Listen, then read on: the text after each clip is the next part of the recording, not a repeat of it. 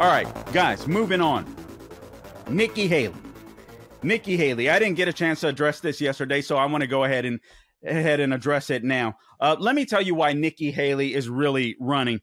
I believe there's one or three reasons, and then I'll give you a short history of Nikki Haley. I'm a never Nikki person when it comes to the presidency. I'm a never Tim Scott person when it comes to the presidency. And I think both of them are great and honorable people. I think they're the wrong people for the job at the right moment. That's what I believe. But speaking specifically of Nikki Haley, let me say this. All right. There's three reasons I believe, one of three, that Nikki Haley has announced her bid for the White House as of yesterday. Nikki Haley is in it, if you will, for Nikki Haley. Carl, what do you mean by that? I think this is simple branding. Anybody that runs for the presidency is going to get more cash opportunities after they get out of the race, more prestige after they get out of the race, more name recognition after they get out of the race. So it could be as simple as Nikki Haley running for Nikki Haley, not necessarily running for the White House, not necessarily running for the VP slot. And I do suspect that that is part of it because she knows she stands no chance in winning whatsoever. All right. Here's another thing that I thought of. Is Nikki Haley, listen to this, is Nikki Haley running interference for Trump? And this isn't a jab at Trump. Actually, I think it's clever if she is. But I think that Nikki Haley could possibly be running interference for Trump. And again, I don't think this is bad. I just think this is politics. Carl, what do you mean by that? Would Nikki Haley ever do such a thing?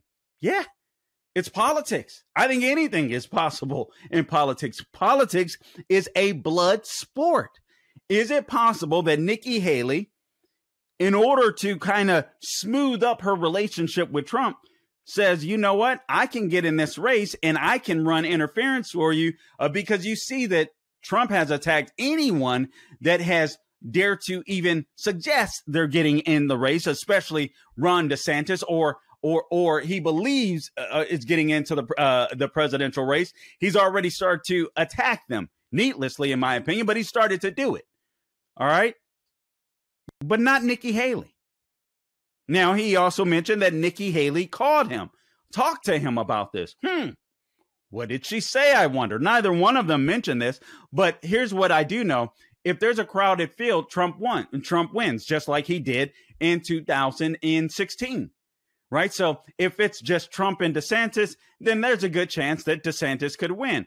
Trump would probably win or likely win, I would even say, but there's a good chance that DeSantis would win if it was a one-on-one matchup between he and Trump in a primary. You add Nikki Haley, you add a Tim Scott, you add some other names to the mix, you add 4 or 5 names, and the race becomes Donald Trump's. So is she running interference for Donald Trump? Here's another idea. This goes towards Trump. Is Nikki Haley, in a sense, Trump's concession to the establishment Republican wing? In other words, is Nikki Haley the next Mike Pence? I think Mike Pence is a fabulous guy. I think he's an amazing guy. But let's be frank. When it came to the Religious Freedom Restoration Act in Indiana, he caved on it. And that was the reason I did not want Mike Pence as vice president. He turned out to be a fabulous vice president. I don't care what anyone says. I was critiquing him, I think, before most people in media. And when he became vice president and the things he did and for and under President Trump, I thought were absolutely amazing. I thought he was a great VP. But I didn't want him there initially. And I didn't want him as president because he caved on the Religious Freedom Restoration Act when he was the governor of Indiana. But having said that, is Nikki Haley the new Mike Pence? Is Nikki Haley the new Mike Pence? This is something that you need to ask yourself. So is Nikki Haley, in a sense, or Trump, in a sense, behind the scenes? I don't know this to be true. I'm just speculating. But behind the scenes is Trump saying, listen, guys, I'll give you your Nikki Haley, but you're going to help me win. You're going to stay off my back. Here's my concession VP candidate. So maybe Trump wants Nikki Haley to run, and maybe Nikki Haley is Trump's concession to the establishment. Just think about that. He did it once before. Carl, Trump would never bow down to the establishment. What are you talking about? He did it last fall. He did it in 2016. He did it in 2016 with Mike Pence, or 2015 with Mike Pence into 2016. He just did it last fall when he was going to announce, and I thought he should have announced that he was going to run for president before the midterm election. But instead, what happened is he waited. Why did he wait? Because the establishment asked him to, because they said, if you don't wait, we're not going to continue paying for your attorneys and your defense. Listen, politics becomes bloody. And this isn't a knock on any of them. This is just politics. So just understand that. All right. Now, Nikki Haley, let me give you some substantive reasons why I'm a never Nikki person. First, you have to understand what Trump brought to the table. Nikki Haley, in my opinion, is part of the old status quo of the Jeb Bush type. All right. And that isn't to say they're not nice people. I just think they're the wrong people for the right time. Again, remember, Trump called out the Iraq war. Nobody was doing that. I thought he was wrong at the time. He called out the Middle East. He criticized the outsourcing of American jobs. He vowed to return power to the American people. He wanted to make America great again. He called out the open borders and the illegal immigration and all of that kind of stuff that people were absolutely scared to do.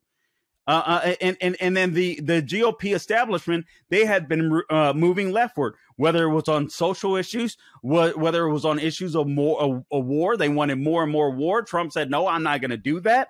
When it came to free trade, even I initially believed that Trump was wrong to get rid of, not NAFTA, but the other one. Now the name escapes me, but some of our free trade agreements, I thought Trump was wrong to get rid of, but little did I know how wrong I was, and how much it impacted American manufacturing. Now I'm like, Trump, go. I believed in the terrorists. Now, I mean, he made me a believer when it came to tariffs for China. So it wasn't long before I saw the error of my ways. Actually, within his first 100 days, I looked at what he was doing with deregulation, and I was like, okay, this guy is the real deal. This guy is the real deal. A lot of never Trumpers never saw it that way, including, to me, never Nikki Haley. All right. But increased immigration, that's what the rhinos want. I shouldn't say rhinos. The establishment wanted. Corporate bailouts, that's what they wanted. I'm not for any of that crap. I want a complete freeze and moratorium when it comes to immigration. So Nikki Haley's desires were at odds with Trump all along. Now she eventually became part of his administration as the UN ambassador. And listen, I don't blame her. I mean, I think it's okay. And as a matter of fact, I think it's great for our free republic that we have not only primaries, but we have people calling each other out. Iron sharpens iron, the Bible teaches us. So I don't fault her for any of that. But she became, part of his administration. And I can honestly say, I thought she shocked me as UN ambassador. She was very good, but she did some things that weren't so great either. She slapped the sanctions on Russia, which weren't necessarily a bad thing, but she did it before Trump gave her the go ahead.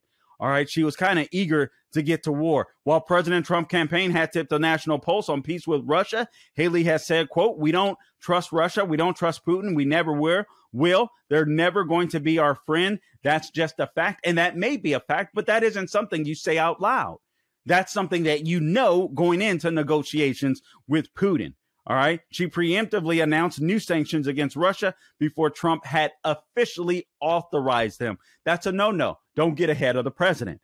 Border restrictions on legal immigration. She said no one who is willing to work hard, abide by our laws, and love our traditions should ever feel unwelcome in this country. Listen, you don't feel unwelcome in this country once you're a citizen, but damn it, there's a process to become a citizen. And I'm so sick and tired of these Republicans that say we're a nation of immigrants. No, we're freaking not. We're a nation of American citizens, and people should come through our gates, our ports legally. Simple. Trump's tariffs to protect American manufacturing, while President Trump uses tariffs to protect American manufacturing and even the playing field with subversive foreign nations. Haley is a free trade stalwart. Here's a quote from Trump: "Hire American, buy American." Sounds simple.